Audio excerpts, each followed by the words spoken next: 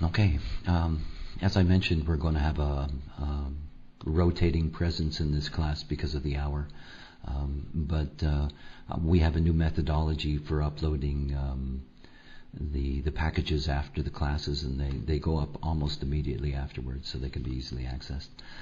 Okay, let's get on with our story. You can see our title here, and I want you to grasp something before I go any deeper into this. You're going to notice that for every one of the faces that we are going to examine, the 16 faces of the Godhead, that I am going to give you a name as a generic for that face. I'll get into that deeper afterwards. But anyway, this is the face of Kali, and I'll talk about her in a moment. But anyway, let's get into this. So you'll be able to see, in that sense, the generic of the Godhead, which is sort of a general, let's say, keynote for what will be this particular force, and then you'll see that it has its nuances, and we're going to see how all the mechanics work in that.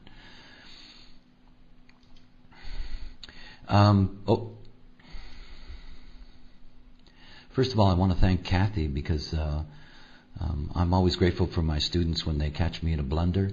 And I had reversed the names of Alcyone and Dubé. By the way, when I sent you out the illustration packages from the last class, I made sure that was corrected. I had set up my illustration wrong, and of course simply got carried away. So my apologies for that in terms of confusing those. And again, thank you, Kathy, for that. I am not...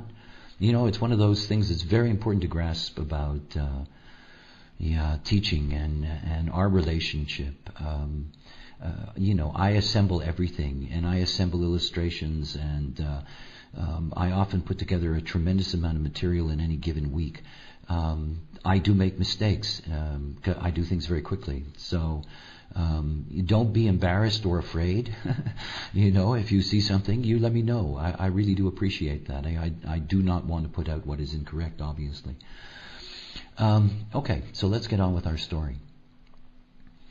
We're going to begin with the fifth face, and to see that, by the way, if you look here in this illustration, and you see where the beginning of this quarter begins, and of course we're talking about the quarter of initiation, we're talking about the quarter of mind, this zone here. And if you look where it begins, you'll see that you have the 13th gate, and obviously we're going to be looking at the first four gates. So you have the 13, and you have the 49, and you have the 30 and the 55, or something like that. Did I get that? Did I bugger all that up? But anyway, that's right. Okay, so there it is. And you can see that there are these gray colored, they're coded, there's four of them, okay, and each one of these gray coded areas, they are the first gate of what is the face. So if you look at the coding here, you'll come down to the coding here, and you'll see its relationship. This first gray, that's 5. Here's the 6th face, which we'll do next week, and the 7th face, and the 8th face, and so on. So just so that you know where we're getting this number 5 from, this 5th face, and this is what this block here is, this 5th face over here, and again the 13, the 49, the 30, and the 55. You can see it very clearly in this illustration.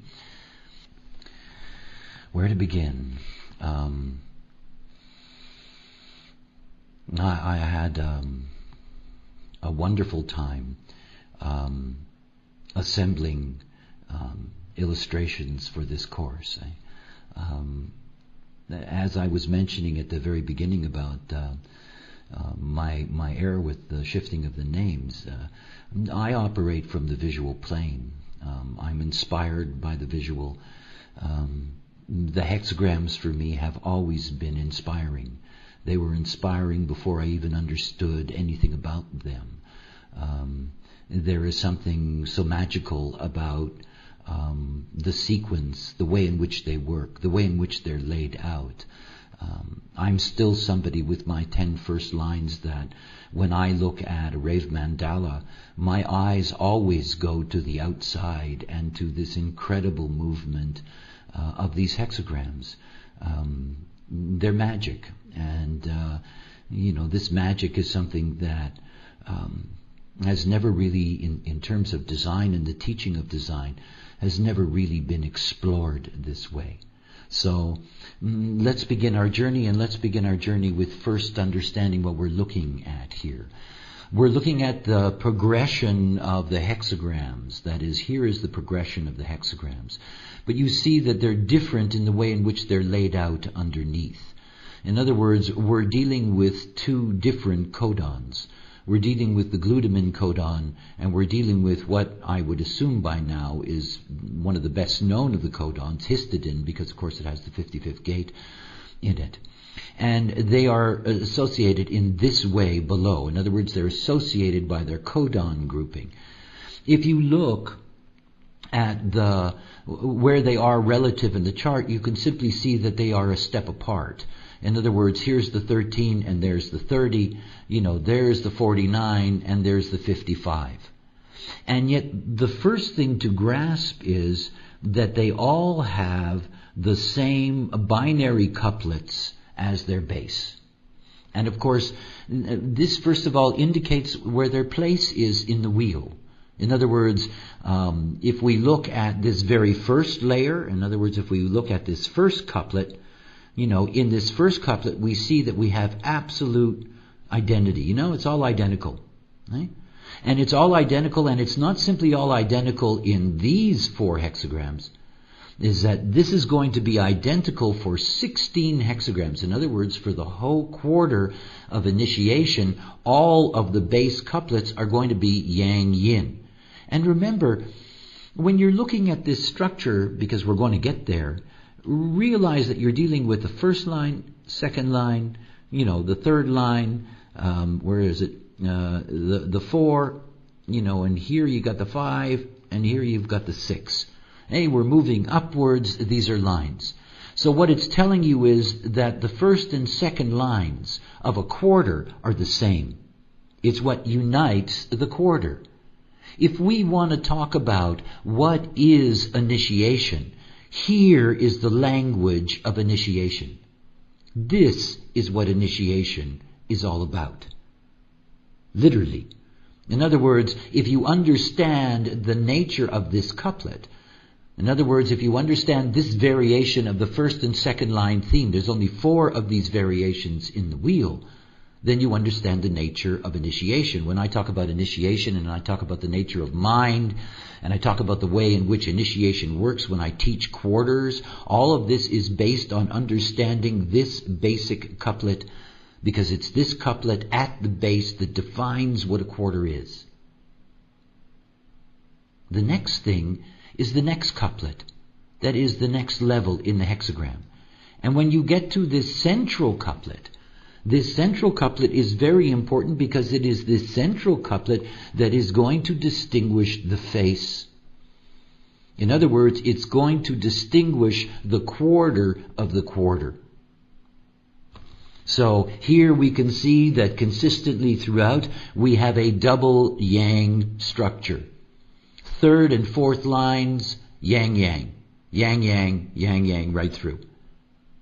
So we have the quarter couplet, we have the face couplet. Now this establishes what is referred to on the front page as Kali. In other words, this is the foundation for a yin Godhead of transformation. Transformation. Enormous transformation. That is, transformation and change that requires death and resurrection. But this is the root of it. Where it becomes unique is as we move upward. And as we move upward, we're going to notice something. And it's very, very important to notice. We're going to skip we're going to take this binary, as you can see, or this couplet, as you can see in this illustration, and we're going to separate them. We're going to look at them singly. We're not going to look at them in the same way in which the face and the quarter are established, because we're looking for something else. We are looking for what establishes the codon. I'll put a little O in there. What establishes the codon? And then we're going to look at what creates uniqueness. Uniqueness. The uniqueness that gives us, this is the 13 and it seems to be incredibly different from the 49 or whatever the case may be. So what we get to see in the top line is that we get to see that in the top line, the 6th line, that again we have commonality. You can see that. Again, we have commonality. But this commonality is different from this one.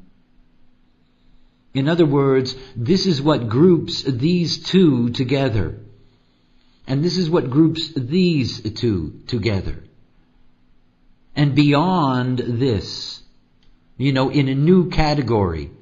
And if you strip away all of this for a moment and you just look at this as the new category above, then what you get to see is that it is established in terms of, its connection to each other. That's established by the 6 lines. So the 5th lines, now they become something very, very, very interesting. Because this is not an abstract, after all. In other words, it's not an abstract in the sense that, the very basis of identification in analysis in human design is the ability to be able to go to information that describes a gate and a line. And we are talking about lines here. But what is so interesting about the 5th line, because the 5th line has an incredible story. If you go back to the original I Ching, the traditional I Ching, the 5th line was always exalted. That is, it always carried what seemed to be a special quality. And yet, it's one of the things that I have learned in my process in this knowledge, that what in the homogenized world is identified as special is often simply a display of uniqueness. Uniqueness. This is the only place in this configuration of the 6. It is the only place where uniqueness can be expressed. Think about it. It's the only place where uniqueness can be expressed. You don't express uniqueness here. You express a commonality.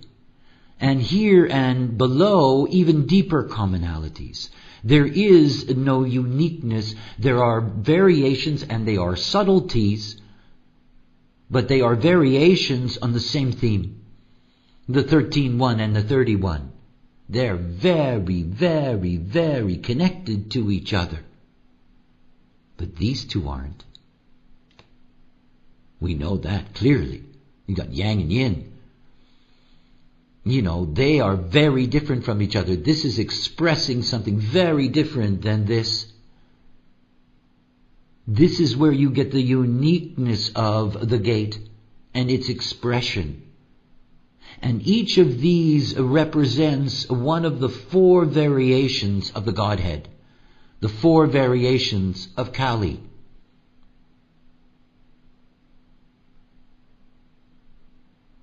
Kali comes from Indo-European roots. It's a very ancient goddess. Most of the activities of Kali were translated into male gods in particularly Mediterranean societies. I'm speaking of archetypes here. But we have a map now. And it's very important to be clear about this map, to understand the dynamic of these shifting faces, because they're shifting. Yet you can follow the mechanism very, very clearly. And if you follow all the 5th lines, if you read all the 5th lines, one after the other, you see the uniqueness of imprint. the unique expression. You know, fours are magical. They're always magical. It's like there's really only 4 bases. But suddenly, when there's 4, there's 5. You know? I mean, these are corners, mini corners.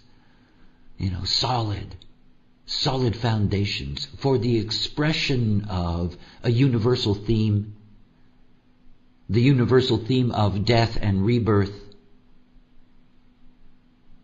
This is what initiation begins with. It begins with the end. Initiation, rebirth. And yet we have these nuances. These 4 distinct nuances. The other thing is the lettering, and of course this is about amino acids, and it's simply about giving you, for example, that this theme of yang yin, this is coded C, and the yang yang is coded A, and the yin yang is coded G, and the yin yin is coded U. This is a way in which these binaries can be spelt out, so that each of them has, as we would say, the 13th gate. Here we have A coding from the genetic side. So let's begin our investigation. And let us begin our investigation with looking at what is called glutamine, and looking at what we are familiar with the 13 and the 30. And let's begin with something very basic.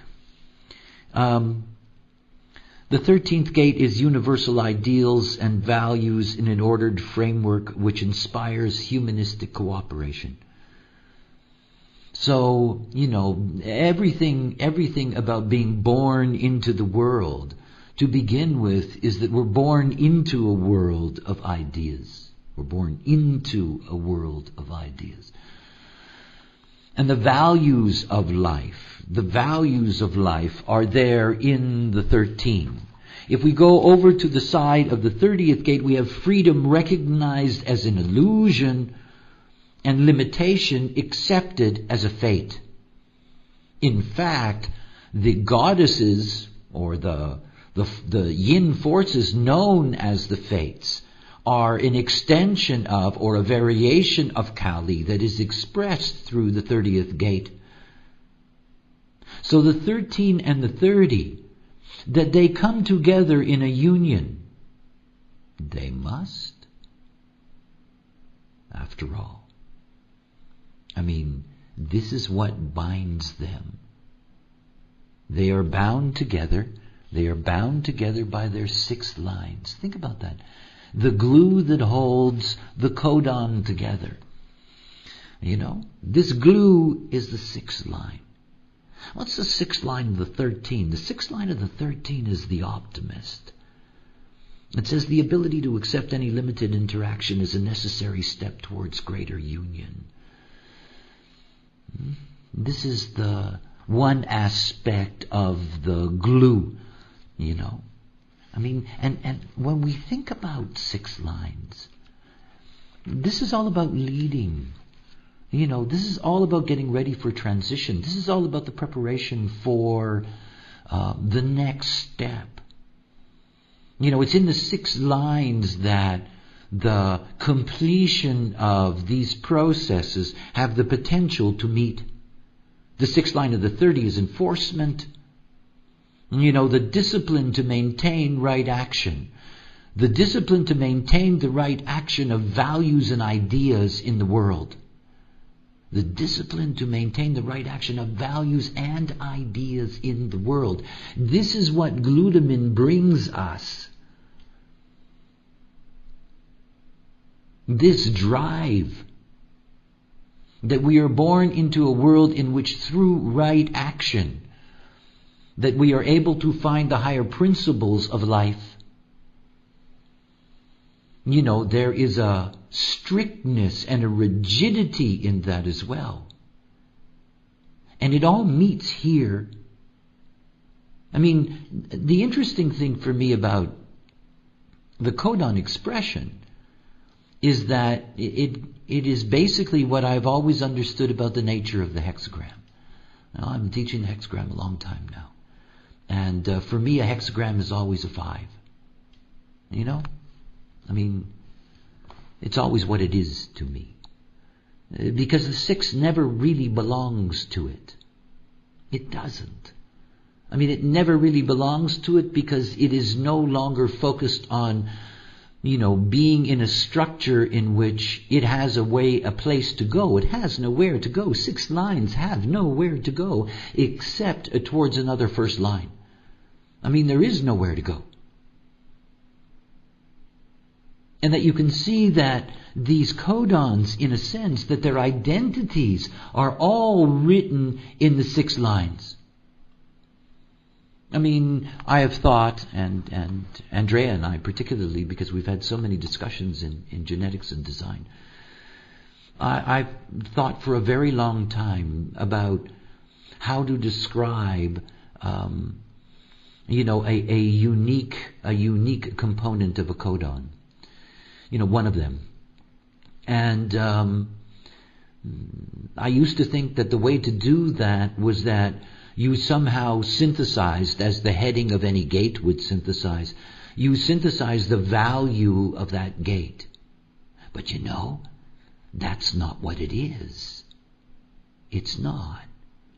That is the pure expression of the uniqueness in that sense, the pure expression of the uniqueness of the codon, not the uniqueness of the aspect of it, but this glutamine, it's here. It's here. So if I go through all of the 6 lines, all of them, and I deconstruct all of those 6 lines, and I find for that in that deconstruction a synthetic keynote, what I'm really describing is the precise description of what that codon is. Precise. It's there in the line. It's something that, only people like Alok who have tried to and have successfully translated the Revi Ching. The Revi Ching was never intended to be a dictionary. It is, it's part dictionary, part haiku, part poetry. It is written in such a way that it can be deconstructed, and it needs to be deconstructed in order for us to be able to identify. Because again, remember that I really have a binary purpose in this quarter by quarter. The science is as important to me as the mystical attributes of all of this. It is fascinating for me to see that there is a way for us to be able to create a specifically oriented codon keynote.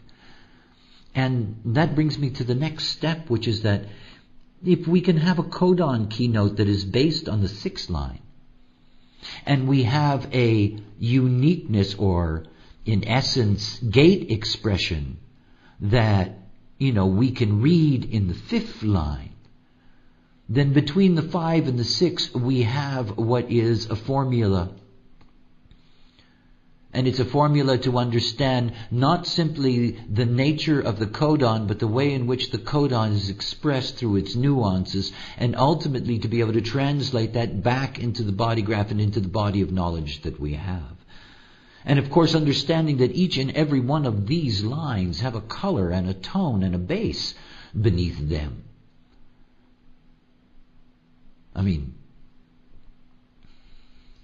Yeah. So, let's take a look for a moment at the unique expression. If we can look at unique expression, I think forever it'll change the way in which you look at the 5th line.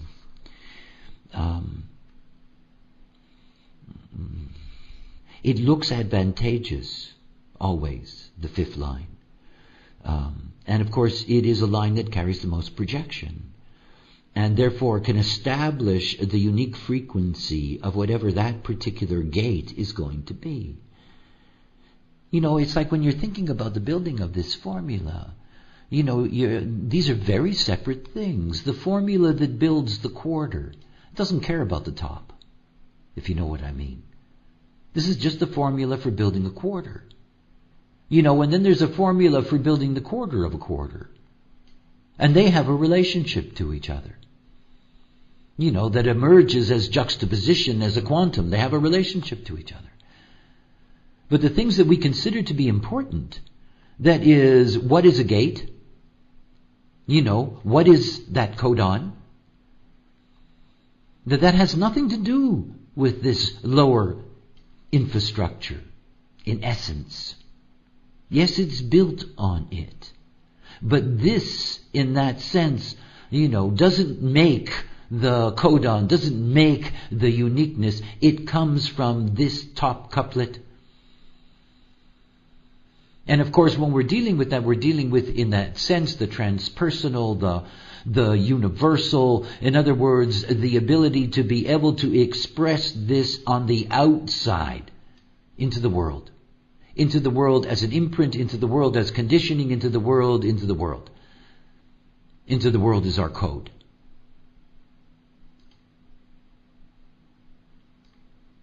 The exploration of what a gate is. I used to have a formula for people when I began my process of training students. I used to say to them, you want to understand a hexagram, look at the first line, because it's the foundation.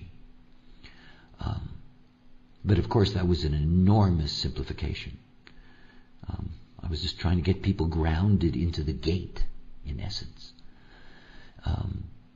But of course that is not where you find out what the hexagram really is. Now, of course, you cannot separate the hexagram from all of its lines. We know that as well. And that all of those lines are going to be aspects that are conditioned, in a sense, by the fifth line and the way in which it expresses its uniqueness and the way in which that filters through. If we look at the 13th gate and we look at the fifth line, what do we get? We get this wonderful line, the Savior.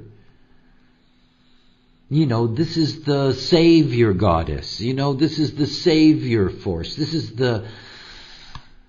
It's there. It is the potential expression, the only way, the externalizing way, the universalizing way, I should say, of the 13 expressing itself alone. When the 13 is a 5, it says, I'm not a codon, I'm not a quarter, I'm not a quarter of a quarter, I'm a savior. You know what I mean? In other words, this becomes the whole point of identification. So in that, we begin to catch a glimpse at the nature of our generic goddess, Kali. I have homework for you in this course, and it's not compulsory. And that is, by the time we get through this today, to try to see if you can find, it's just a matter of Googling, or maybe that's in your background, if you can find variations of Kali that you could label for the 13, the 49, and the 55. The 30 I've already given you. This is the fates. It is a fascinating exercise to begin to see, what is this force and how does it move us. Now the thing about the Savior is, again, remember that these lines have to be deconstructed. That's about inspiration. And, the one thing about the Savior, which happens to be very much Western Christian language, that the thing that established the potential of the Savior to be a Savior was the Savior's death and resurrection. Without the death and resurrection, there's no claim to Godhead. And this is the thing to understand about us, and it is the thing to understand about the 13th gate. The 13th gate is the Savior formula. It is death and rebirth. And the tradition of death and rebirth is not about who gets born. You know, I mean, this is Mary, if you want. There are many variations of this theme that we have in our mythologies. It's very, very deep. In other words, this is rebirth into the world. You know, if you're looking at the preceding quarter of mutation, mutation is all about coming to grips with death and the end. Coming to grips with the acceptance of limitation, that, you know, life is nothing but a cycle that spirals in space. And at the moment that you enter into the quarter of initiation, you enter into rebirth into the world. And this is not just simply rebirth as, you know, as simply a biological maxim. You know, this is also the place of the rebirth of the potential of the spirit. We'll get to that in this quarter, because the spirit is here in the quarter. You know, it is about this, you know, spiritual death, you know, mystical death, these kinds of things where, you know, everything must die in order for the new to become. Like humanity must die for the rave to truly emerge. All of these things. All of this is carried in this 13th gate. I mean, one of the variations of Kali that came from the Dravidians in southern India was Durga. You know, this enormous force of death and regeneration. This is the 13. You know, this is its purest expression through the 5th line. And it gives you another way of looking at this 13. You know, we go over to the 13th gate and we go into the body graph and we see, okay, you know, this is the gate of the witness, and this is the channel of the fellowship of man. This is the role of humanity in interaction. You know, this is one of the main identities of humanity. It is one of the main identities of humanity, which is something to consider. You know, and it is the very beginning of identity for humanity, because it's the beginning of the initiating quarter.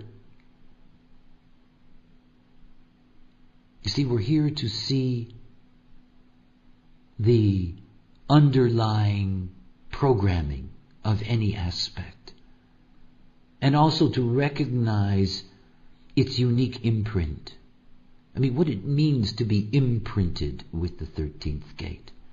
And then for those of you that can integrate this knowledge, the ability to recognize that when you have a 13-1, you're connected to the quarter. You know? I mean, that's the deepest connection you have.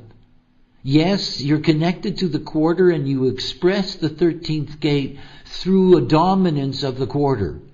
And we'll talk about, you know, these variations between first and second line, but all of us in our basic, you know, design work know that. You know, one has to study and the other doesn't. You know, I mean, there are all these basic things we know about the difference between the 1 and the 2, but they're all quarter oriented. And when you get to the central couplet, you know what you're looking at. You are looking at that quarter. You're looking at that, you know,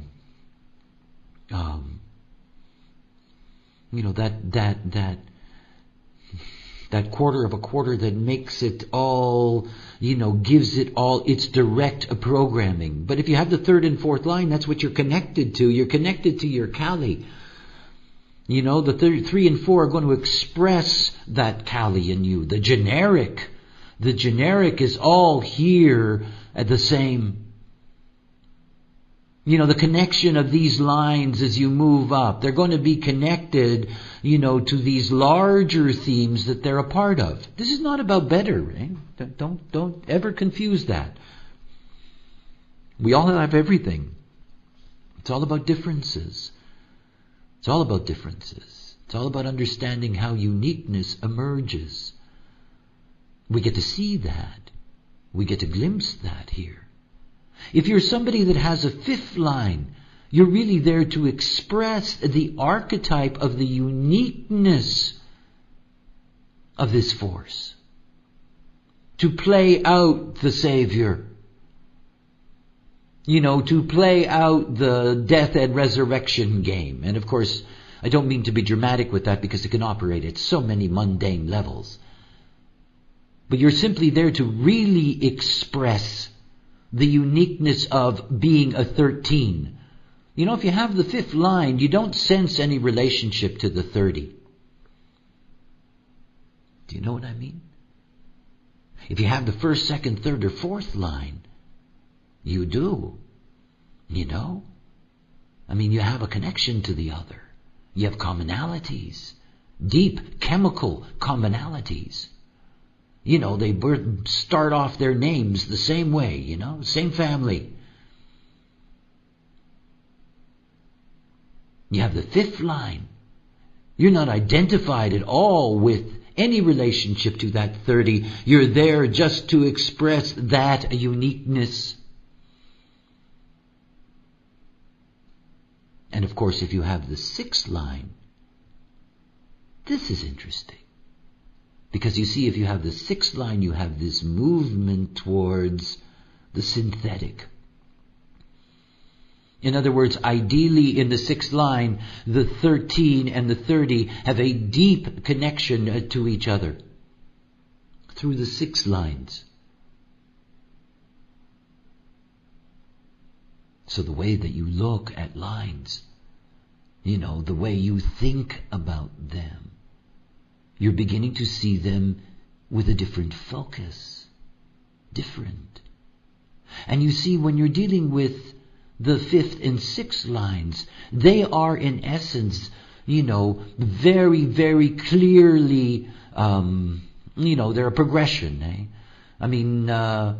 basically it is the 4, let me see if I can draw that for you so you see it. It's a progression. You have the 4, you have the 2, and then you have a particular 1. This is the progression.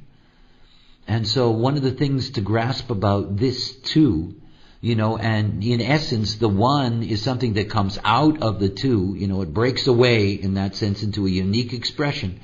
But here where you're looking at these 6 lines, in fact what we're looking at is the possibility of being able to understand what this is. To be able to understand it. It is through the 6 lines and the understanding we have of the uniqueness that we derive from the 5s that will give us the key to the language of what is glutamine exactly and why does it work the way it works.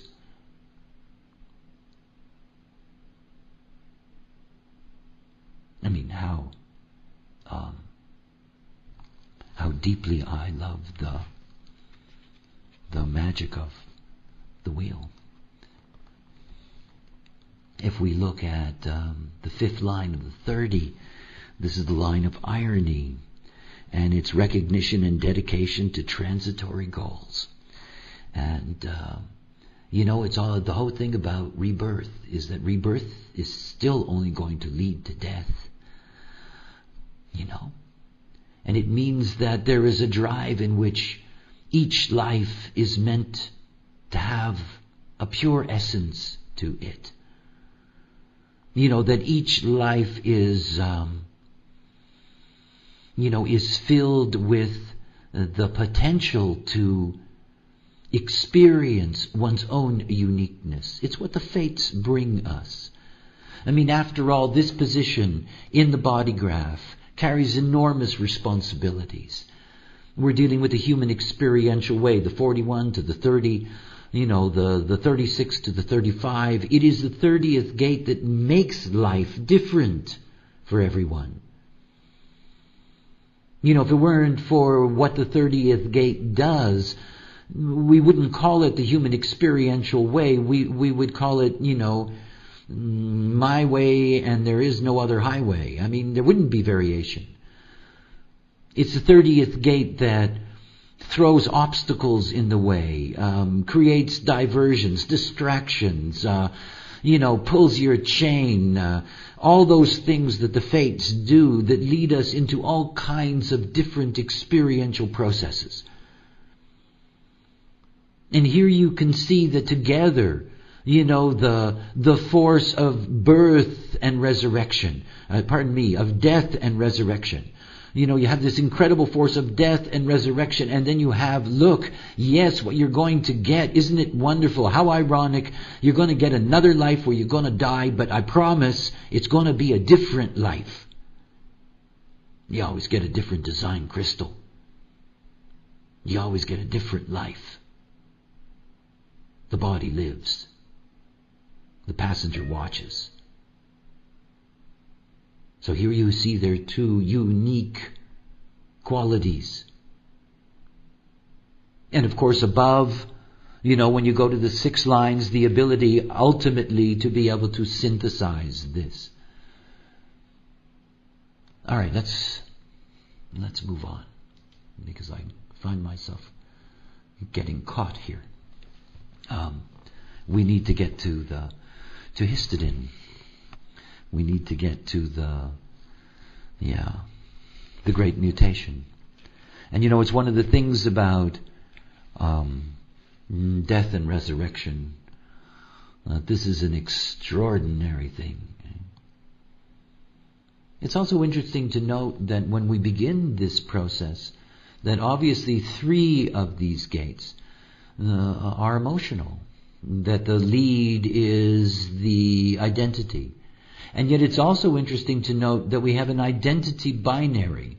That is, this is about spirit. And the spirit is also there in the identity. Very different kind of spirit, but it's just an interesting link. But also to see clearly that everything about death and rebirth is about establishing a unique identity. It's where it begins. And then you see how quickly everything moves, not simply to the emotional system, but to the emotional system open to adrenalization. In other words, the emotional system, looking to gain as much momentum and power as possible. Whatever anyone thinks about the solar plex center, it is a great, great instrument in the evolutionary process of life in this form. It is both disturbing and magical.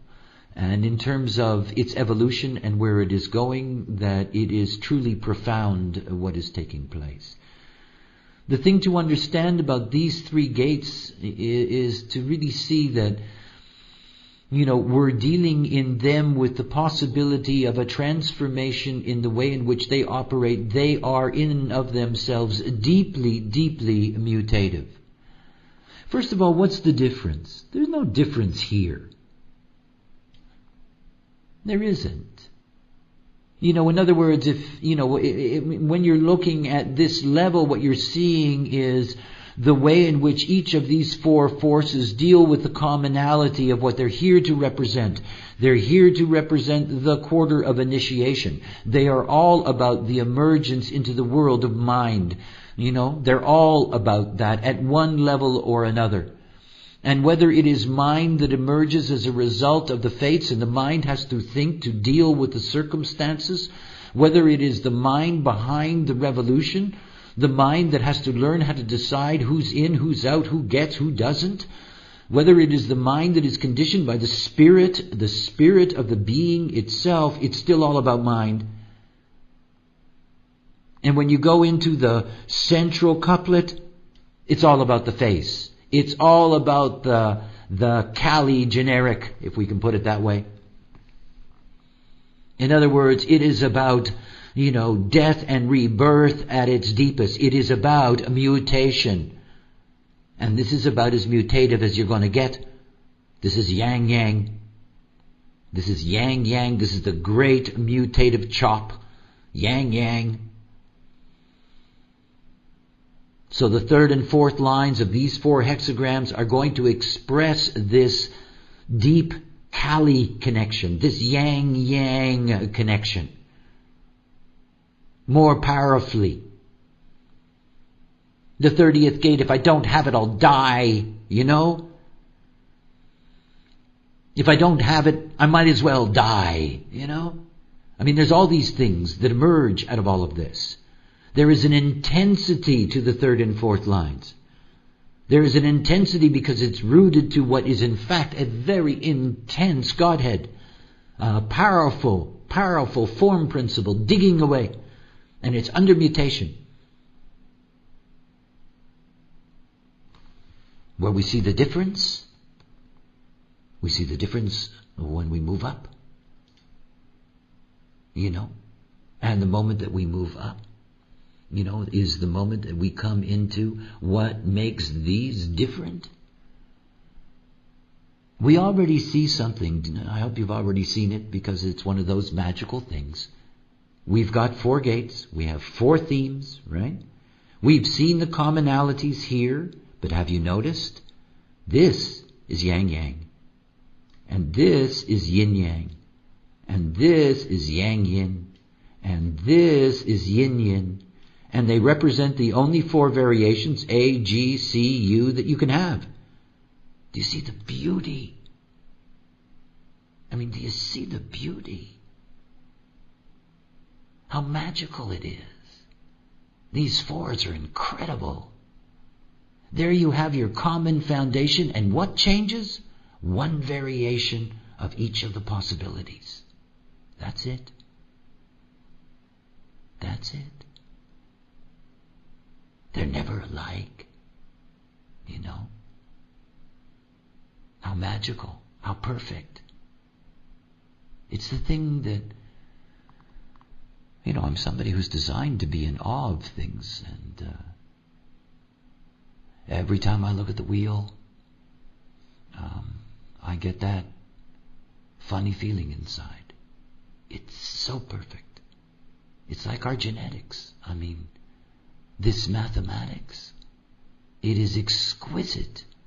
I mean, it's exquisite. I remember all the idiots in the 60s, you know, who were down on science.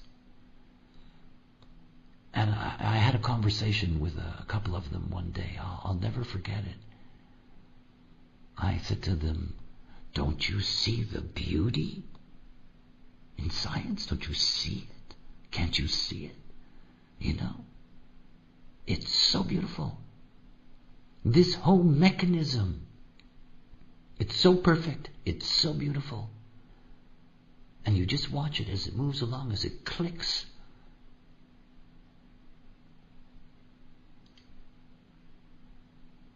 So, unique expression. The 49. The unique expression of revolution. Practical provisions for the needs of others in revolutionary times. Organization. You know, this is what it's about. You come in, and when you come in, you know, you gotta get it together. You know, this is the transformation of forms based on the highest principle. But if you deconstruct it, it's the transformation of form. This is what revolution is. Now, I've talked a lot about Histidin 2027, all that stuff. And one of the things that is a main component of that is understanding that the 49th gate and the 19th gate are going to end their relationship with each other. That there is no longer going to be a viable channel there. And you can see it here in this transformation of forms. It's here in this. It's going to change it.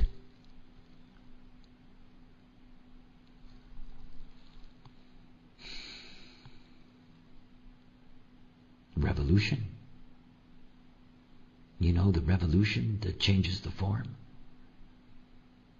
And that truly the form in the rave can only be changed with the breaking of this channel. It is the only way for them to finally break away from the mammalian line. It is what connects us to our mammalian roots. It keeps our mammalian brain deeply integrated into our presence It is this 1949 connection. Here is a transformation. And a transformation that takes place in the womb. Death and rebirth. The death of humanity, the rebirth as something else, transformed, revolution in the form, and practical. Oh, I do love that.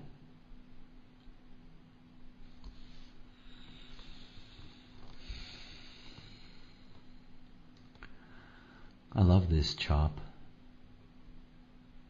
Yeah. It's one of the things that you notice about the way in which Kali operates.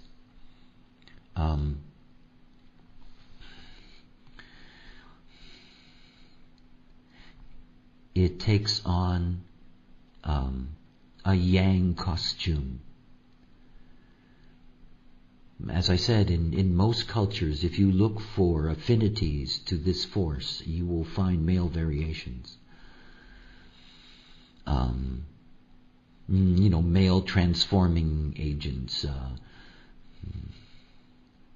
And if you look at this entire face, there is only one aspect that carries the pure yin. I mean the pure yin. And it's here in the 55. And when we look at the 55, obviously the 55, again, I've talked about this a lot.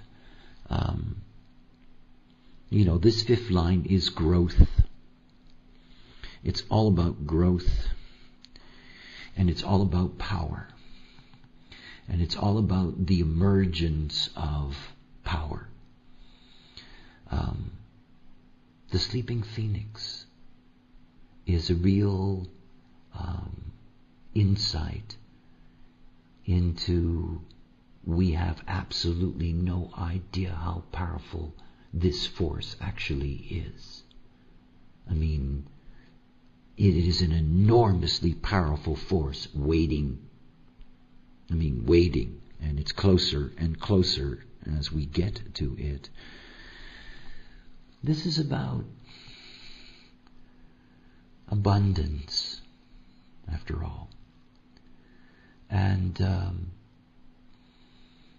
it is the ability for form to be able to transform, mutate, progress, that is the true spirit of the life process, the true spirit of the life process.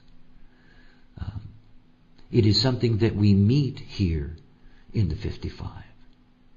The other thing that's so interesting for me about the nature of the 55 is that its unique expression in the fifth line, its codon expression in the sixth line, that being yin, this is really something that, always has to come out in change in the form. But it's about endowing how can I put this? When you come into initiation, basically what's happening is that you're coming into a body as mind. And everything about the potential of that mind, as we understand from PHS, everything about the potential of that mind is determined on the efficiency and correct functioning of that body.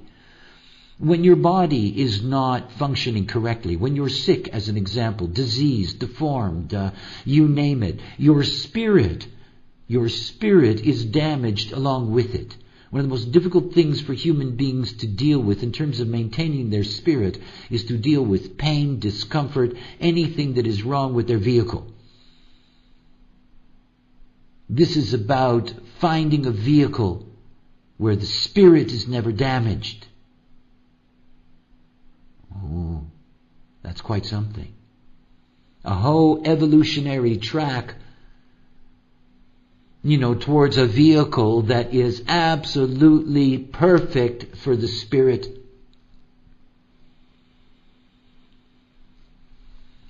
It's a gift. The 55. when you watch them, as they move, you see them tell their story.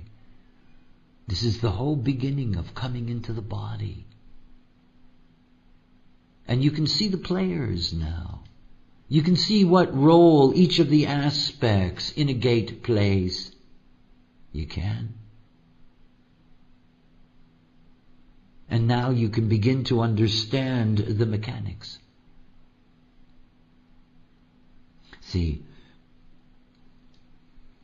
look at the fifth lines, this is really something to look at. To look at the fifth lines and finally to be able to understand, what these gates, what the unique, perfected expression of these gates is supposed to look like. The essence, if you will, of what it is. And then out of that to begin to understand these groupings. These groupings are very, very important in the long run.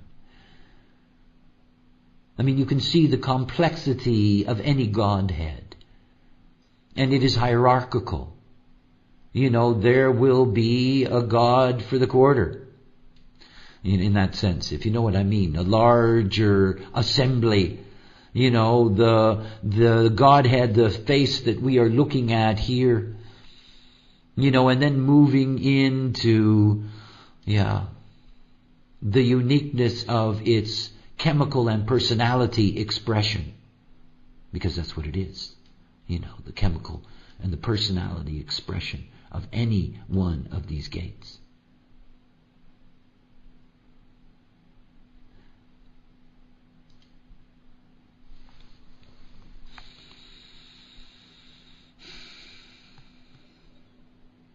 Such an emotional God.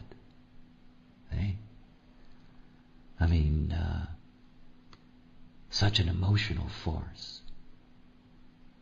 And to see that we need it, when we come back in, the power of this to move us. This is where everything starts. It's where the whole life program is designed. Anyway, I enjoyed that. I hope you enjoyed that too. We have a long way to go in our journey, and we have many turns in the road. But I want to make sure that you understand that I'm very interested in, your own process of integrating the information and where that takes you.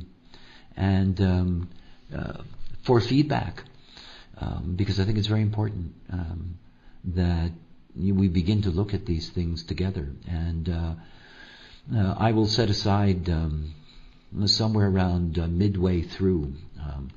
I'll tack on an extra hour one day, just so that we can have a chat. I guess I'll do that. We'll see. We'll see how long it takes me to move. But it might be a nice idea to do it at the end of each quarter, and it'll give us a chance to talk about the themes and for me to get your insights and so forth and so on. So anyway, to all of you, I do wish you a really exciting and entertaining Rave New Year. I hope it's correct for you. I hope you have a good life. And until next week, you take care. Bye for now.